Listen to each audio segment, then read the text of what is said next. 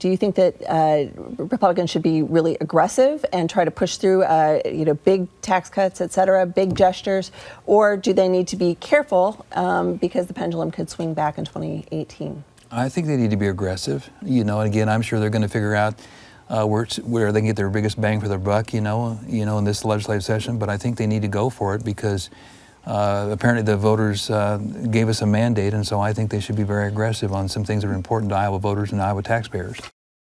Don't get ahead of your headlights. It's very important that you not, because Governor Branstad tried to push through an education reform agenda in '98 and had a terrible time with his own party and attempt to do that.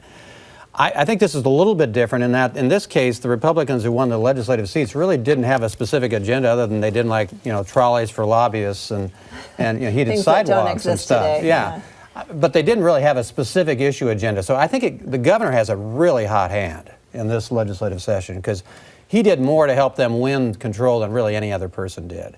And so I think, and they don't have an agenda, so the agenda he puts out will have enormous impact this year. So what the governor does will be really impactful. Now the problem is they don't have any money.